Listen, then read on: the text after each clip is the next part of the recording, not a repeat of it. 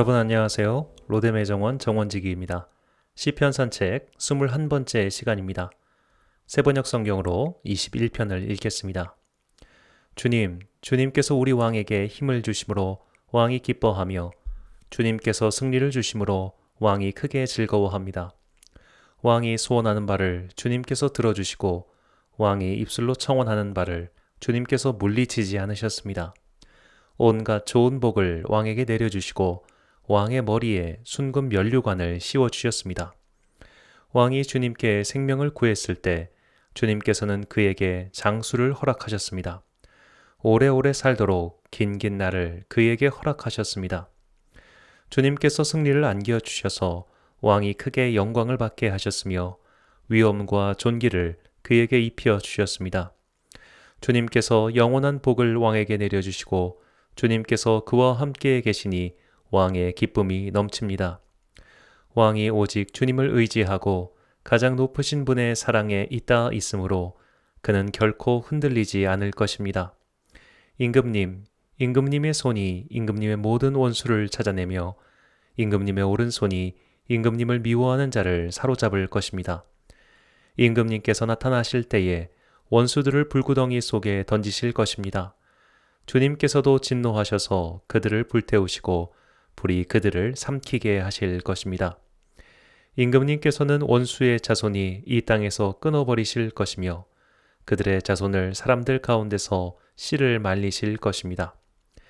그들이 임금님께 악한 손을 뻗쳐서 음모를 꾸민다 해도 결코 이루지 못할 것입니다.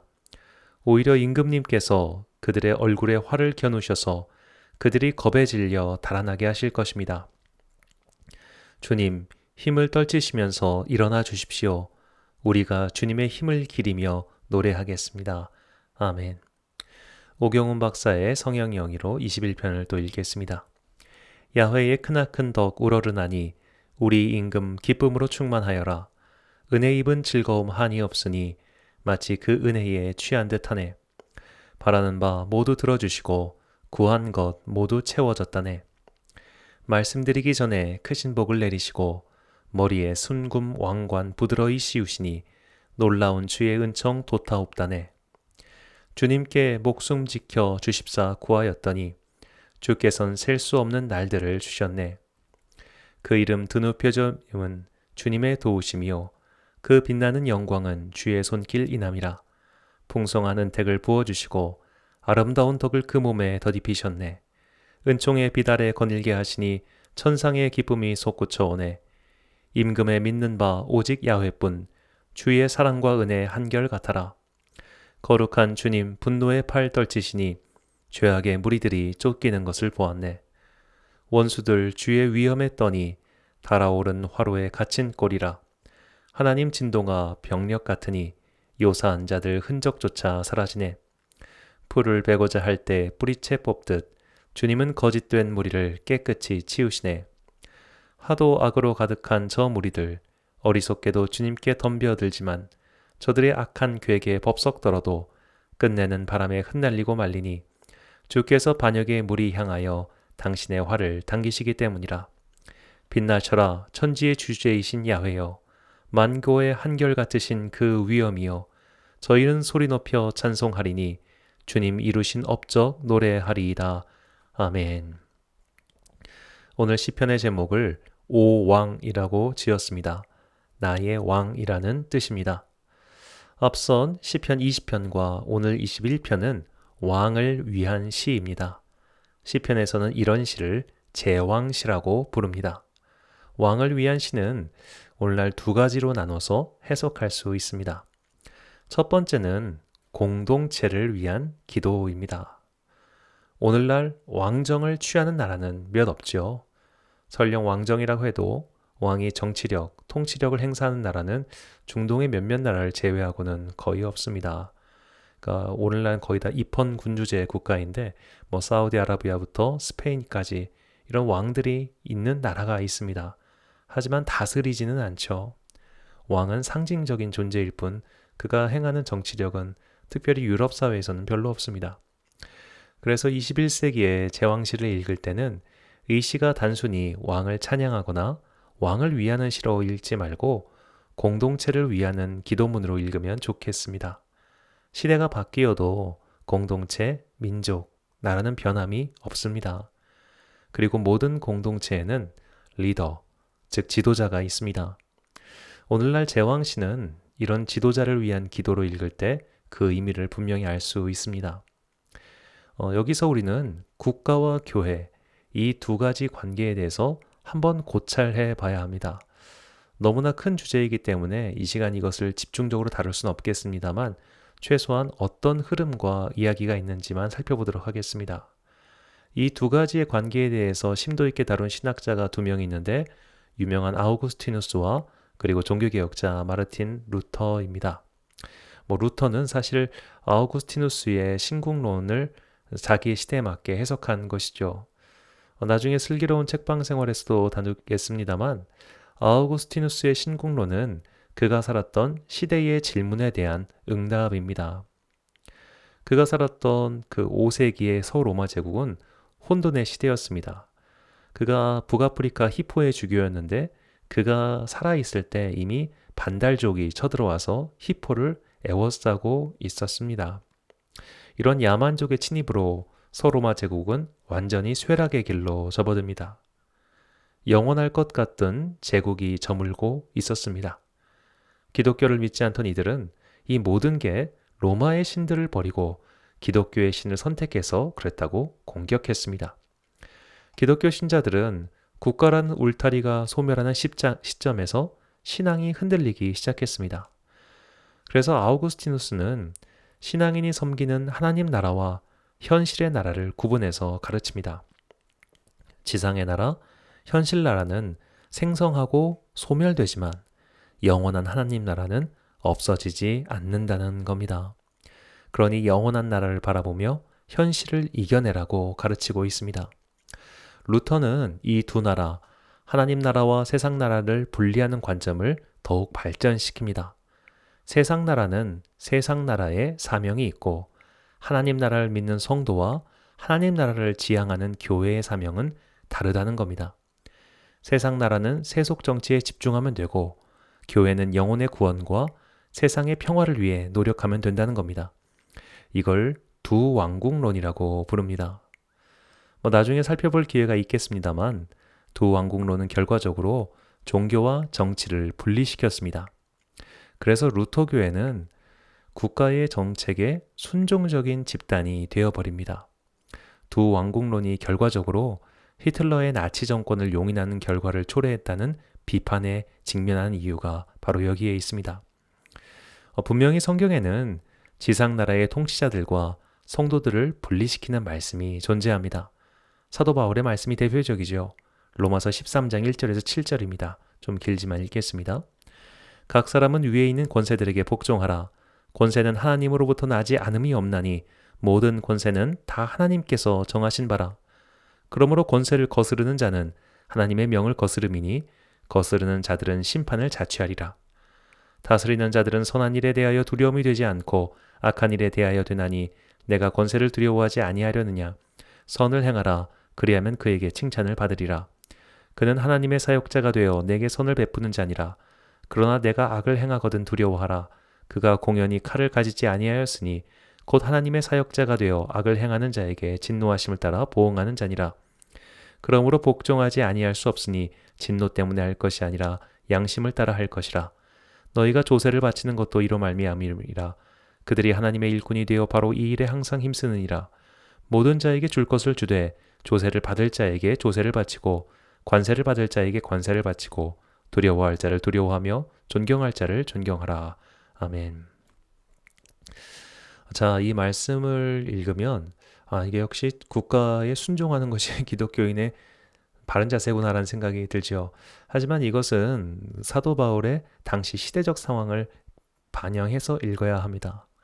사도 바울 당시 로마 당국은 아직까지 그리스도인에 대해서 직접적인 가해를 가하지 않았습니다. 기독교인에 대한 로마 당국의 박해가 본격적으로 시작된 것은 사도들의 순교 이후입니다. 그러니까 로마서를 이 로마 개인들에게 보낼 때만 해도 국가에 의한 박해가 본격적으로 시작될 때가 아니라는 겁니다. 오늘날 로마에 가면 카타콤이 있죠. 그 카타콤에 있는 성도들에게 이 편지를 보낸 게 아니란 얘기입니다. 카타콤 그보다 훨씬 이후에 생긴 겁니다. 기독교가 태동된 당시, 즉 사도들이 활동할 때만 해도 그들의 주된 박해자는 유대인들이었습니다.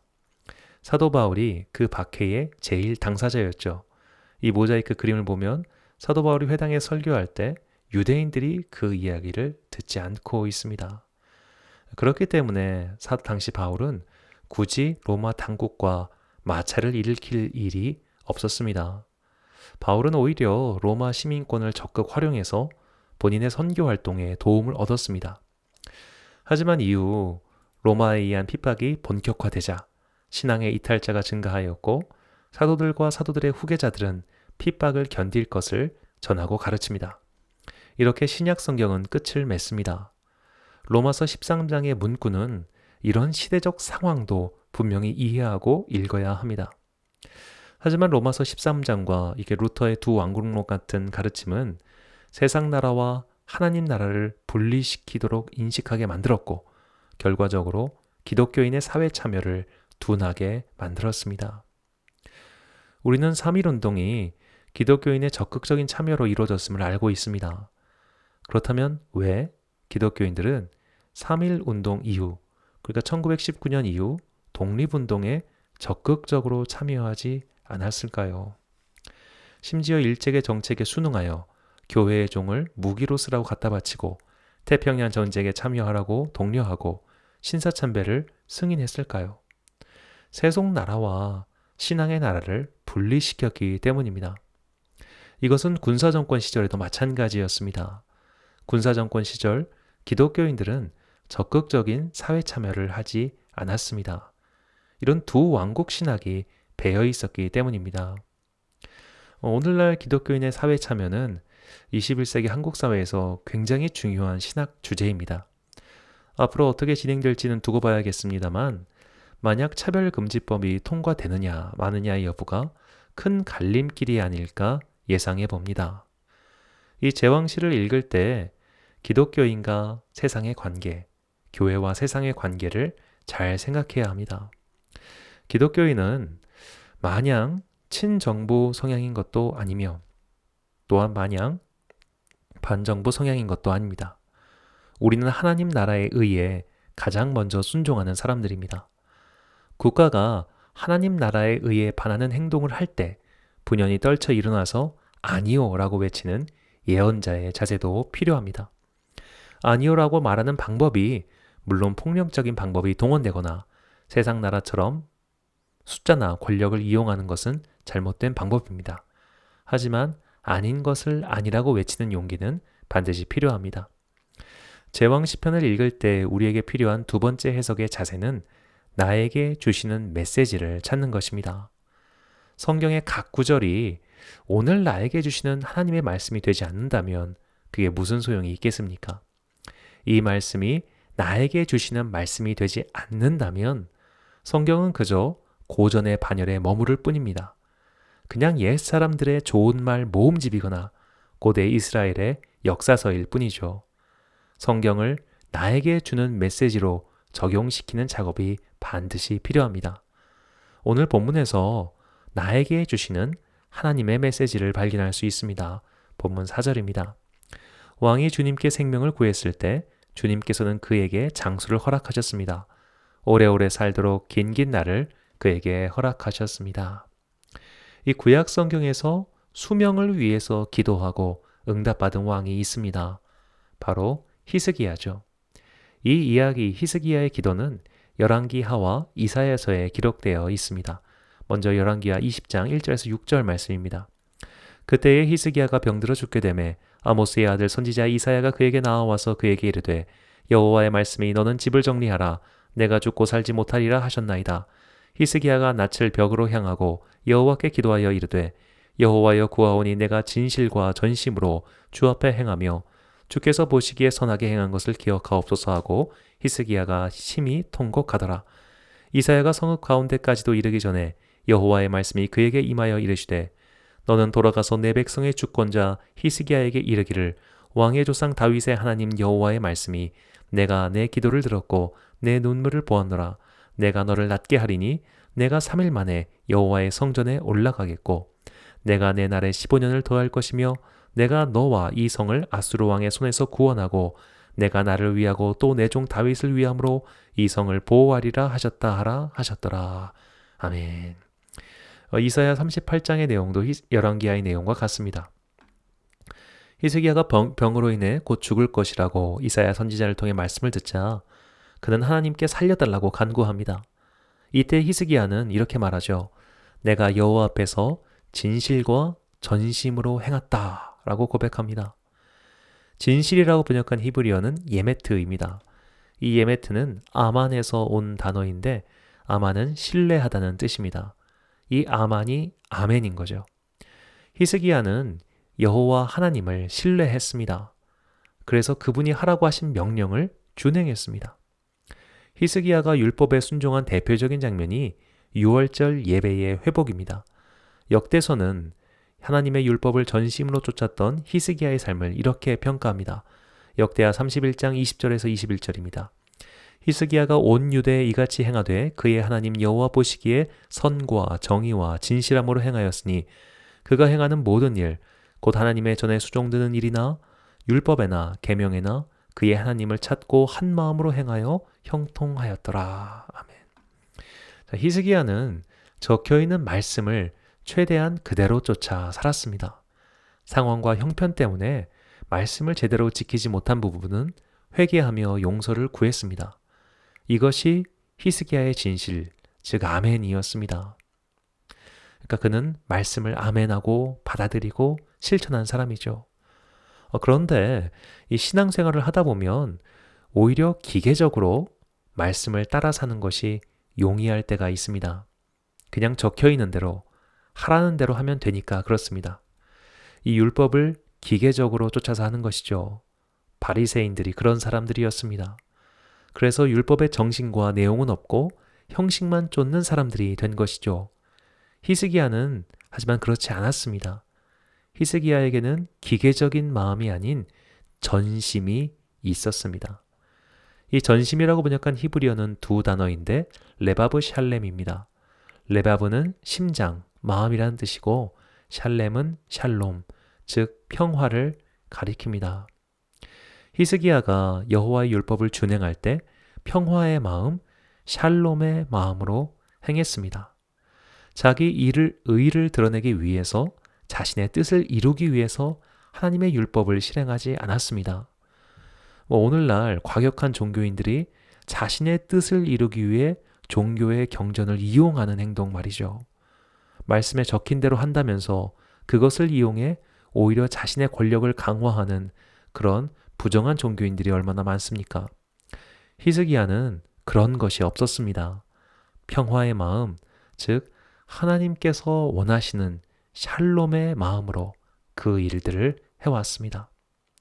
우리가 기도할 때 꼭 필요한 것이 바로 이런 평화의 마음입니다. 이 기도의 출발은 역시 개인의 소망, 개인의 간구죠. 뭔가 내 힘으로 되지 않는 게 있으니까 기도하는 겁니다. 만약에 모든 것이 내 뜻대로, 내 생각대로 다 이루어진다면 뭐하러 기도하겠습니까? 이 브루스 올마이트란 영화가 생각나네요. 이 브루스라는 기자가 있었습니다. 그래서 직장에서 잘리고 승진도 안 되고 일이 뜻대로 되지도 않는 그런 평범한 사람이었습니다. 그런 그에게 갑자기 하나님이 찾아오셔서 자신의 능력을 일주일 동안 빌려주십니다. 네가 한번 하나님이 하는 일을 해보라는 겁니다. 브루스는 그때부터 신의 권능을 자신을 위해 사용합니다. 결국 세상이 엉망진창이 되자 하나님을 부르며 그 힘을 그냥 가져가시라고 하죠. 이 브루스가 신의 능력을 마음껏 행사할 때 그는 기도하지 않습니다. 우리도 마찬가지입니다. 어려움이 없는데 기도할 리가 없죠.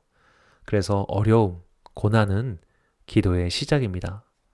하지만 개인의 간구로 출발한 기도는 끝을 맺을 수 없습니다. 내 소망, 내 만족을 위해 기도할 수 있으나 그것은 결국 응답받지도 못하고 설령 응답받았다고 말한들 하나님이 주신 것이 아닐 겁니다. 내 소망에서 출발한 기도는 반드시 하나님의 마음을 품어야 합니다. 그래야 기도의 끝, 즉 응답을 받을 수 있습니다. 그래서 사도 바울은 기도에 관하여 이렇게 말씀하셨습니다. 에베소서 6장 18절입니다. 모든 기도와 간구를 하되 항상 성령 안에서 기도하고 이를 위하여 깨어 구하기를 항상 힘쓰며 여러 성도를 위하여 구하라. 아멘. 하나님의 영이신 성령님은 평화의 영이십니다. 그래서 성령님을 상징한 동물이 비둘기죠. 비둘기가 평화의 상징입니다. 성령 안에서 기도한다는 것은 평화의 마음으로 기도하는 것을 뜻합니다. 누군가를 패망시키는 기도는 응답받지 못합니다. 응답받았다고 쳐도 그것은 마귀가 행한 것이지 하나님께서 하신 것이 아닙니다. 자신의 성공과 번영을 위해 기도할 수 있습니다. 기도해도 됩니다. 다만 그 성공과 번영으로 무엇을 할 것인지 기도하면서 스스로 깨닫고 하나님께 여쭤야 됩니다. 성공과 번영이 결국 내 만족과 유익을 위한 것으로 그쳐서는, 그리고 그것 때문에 결국 하나님을 떠나게 된다면 그 기도가 응답되겠습니까? 자녀의 성공을 위해서 기도하십시오. 그러나 그 자녀가 성공으로 인해 하나님을 떠난다면 그 기도가 응답될 리 만무합니다. 설령 성공한다고 쳐도 그것은 기도의 응답 때문이 아닐 겁니다. 개인의 성공과 번영은 하나님을 위한 것이 되어야 합니다. 특별히 용서하기 위한 성공을 기도하십시오. 세상을 참 잔인하죠. 있는 자에게는 무례하게 하지 못합니다. 없는 사람을 더 무시하고 얕잡아 봅니다. 이런 일이 반복되면 복수심이 생깁니다. 두고 보자는 마음이죠. 그런 마음은 결국 영혼을 악에 물들게 만듭니다. 우리는 용서하기 위해서 성공해야 합니다. 요셉도 성공했기 때문에 형제들의 일을 용서할 수 있었습니다. 이 평화의 마음으로 간구의 기도를 드리십시오. 용서하고 베풀고 섬기기 위해서 성공을 간구하십시오. 그리고 더 나아가 하나님 나라의 사역을 위해서 성공을 기도하십시오. 히스기야 안에 평화의 마음과 하나님의 말씀에 아멘하는 마음이 있었기 때문에 주님께서는 그의 간구에 응답하셨습니다. 사랑하는 로뎀 정원의 친구 여러분, 우리의 기도도 히스기야의 기도처럼 응답받길 소망합니다. 그러기 위해선 우리 안에 평화의 마음과 하나님의 말씀에 아멘하는 마음이 필요합니다. 내 욕심을 채우기 위한 간구, 실천이 없는 기도는 결국 우상 숭배하는 것과 다름이 없습니다. 우리가 참 기억해야 되는 게요, 우상은 재물을 요구할 뿐 삶을 요구하지는 않습니다. 하나님을 우상으로 전락시키는 것은 하나님을 모독하는 큰 죄악입니다.